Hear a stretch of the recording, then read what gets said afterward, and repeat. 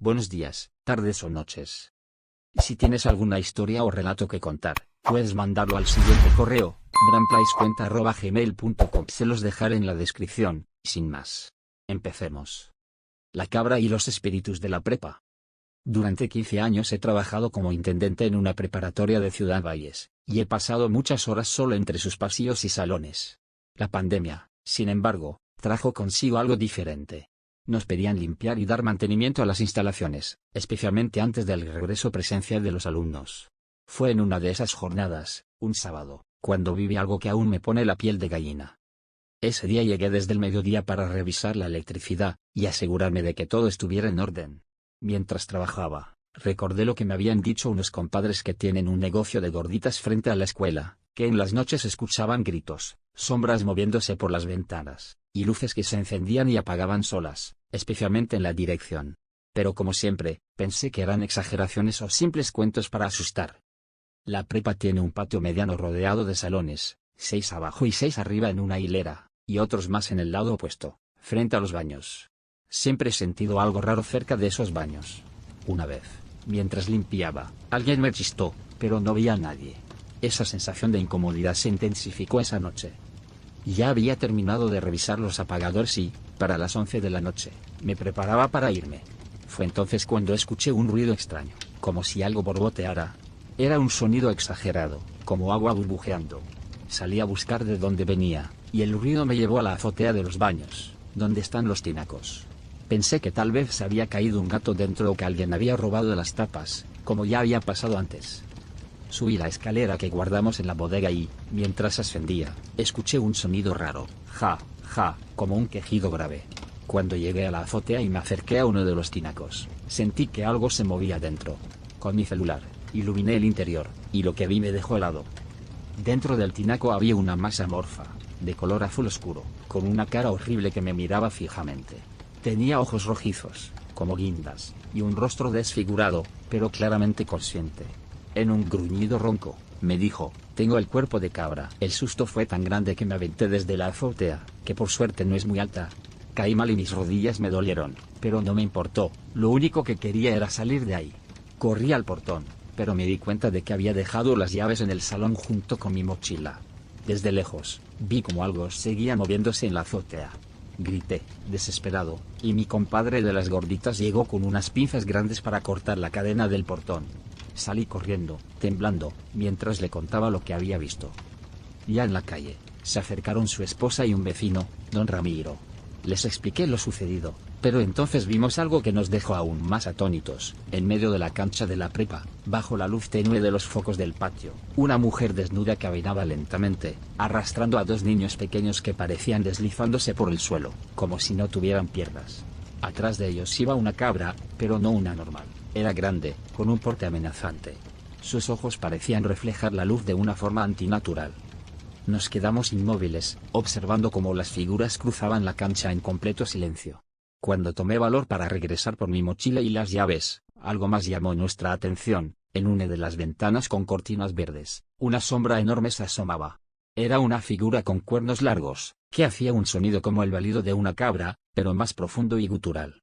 Esa cosa se movía lentamente, como tratando de asomarse más.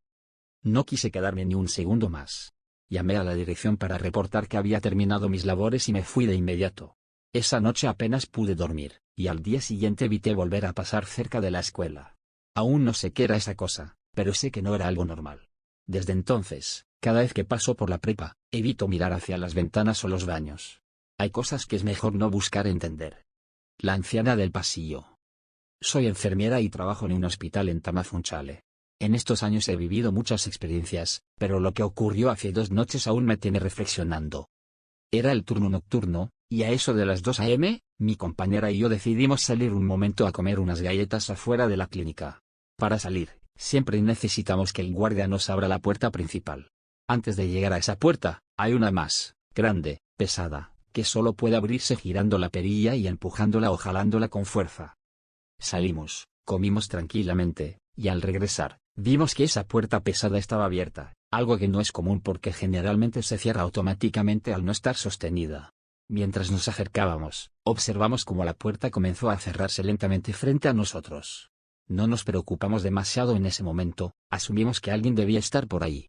Sin embargo, al llegar y abrirla, nos dimos cuenta de que no había nadie del otro lado. Pensamos que quizás alguien la había dejado mal cerrada antes y que el movimiento fue por inercia, pero no vimos a ninguna persona en los pasillos cercanos. La clínica estaba en completo silencio, y lo pesado de la puerta hacía improbable que se moviera sin ayuda. A las 4 a.m., nos tocaba administrar medicamentos a los pacientes. Mientras íbamos por uno de los pasillos, notamos algo extraño, una anciana vestida con una bata de hospital, parada en medio del corredor. Lo que llamó nuestra atención fue que no tocaba el suelo, estaba flotando. Nos detuvimos, confundidas, y le hablamos, pensando que tal vez se trataba de una paciente desorientada. Sin embargo, aquel ser nos miró fijamente, se elevó lentamente hasta tocar el techo y, de repente, comenzó a gritar de una manera desgarradora. Llamamos rápidamente al velador, que llegó corriendo. Los tres observamos cómo esa figura se movía hacia atrás, flotando, hasta desvanecerse en la pared. El silencio que quedó fue sepulcral. Mi compañera y yo apenas podíamos movernos del susto, y el guardia, que es alguien curtido por años en el hospital, solo murmuró, «Esto ya ha pasado antes». No sé qué era aquello, si un alma perdida o algo más. Pero desde entonces, no puedo caminar sola por esos pasillos en el turno nocturno. El hospital está lleno de historias, pero hasta que no lo vives, no puedes entender el terror de lo inexplicable. Los niños del cuarto frío. Trabajo en la morgue de San Luis Potosí desde hace varios años. Aunque mi labor principal es organizar y gestionar papelería, en ocasiones, cuando falta personal, me toca ayudar al médico forense con los cuerpos. No es sencillo estar rodeado de la muerte, menos aún cuando llegan niños. Es algo que nunca se supera del todo. Una noche, mientras organizaba nuevos archivos para una inspección de COFEPRIS, ya eran cerca de las 2 a.m., y el ambiente estaba más silencioso de lo habitual. Mi oficina tiene una ventana de cristal rectangular que da hacia uno de los pasillos principales. Mientras revisaba los documentos, noté de reojo que alguien pequeño se asomaba por la ventana. Al principio lo ignoré, pensando que tal vez era una ilusión o un juego de luces. Volví a concentrarme en mi trabajo, pero nuevamente esa figura apareció, esta vez abriendo la puerta de la oficina. Sentí un escalofrío recorrerme. Sin voltear, dije en voz baja, «Déjenme en paz, vayan a descansar», como si estuviera hablando con los muertos. Pasaron unos minutos de calma, pero luego escuché el sonido de una silla deslizándose. Cuando miré hacia el pasillo, al fondo, estaban 3 niños parados en fila. No llevaban playeras, estaban pálidos, descalzos. 2 de ellos vestían pantalones y uno un short. Se me quedaron viendo por un momento y, de repente, comenzaron a reír de una manera que me heló la sangre. Luego salieron corriendo hacia el cuarto frío. Rápidamente llamé al velador por radio y le conté lo que había visto. Llegó al instante, confundido, y me aseguró que nadie había ingresado al edificio.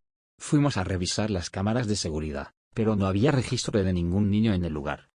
Decidimos ir al cuarto frío para asegurarnos de que todo estuviera en orden. Entramos juntos, el aire helado nos envolvió, y revisamos las planchas. Allí estaban 3 cuerpos, cubiertos con sábanas. Al destaparlos, ambos nos quedamos en silencio. Eran los 3 niños que había visto antes en el pasillo. Eran niños que habían muerto trágicamente en una presa días antes. Aunque había tratado de mantenerme firme, esa noche fue la más aterradora de mi vida. Desde entonces, cada vez que entro a la morgue de madrugada, rezo en silencio por aquellos que no han encontrado descanso. Si te gustó el video, regálame un like y suscríbete. Muchas gracias.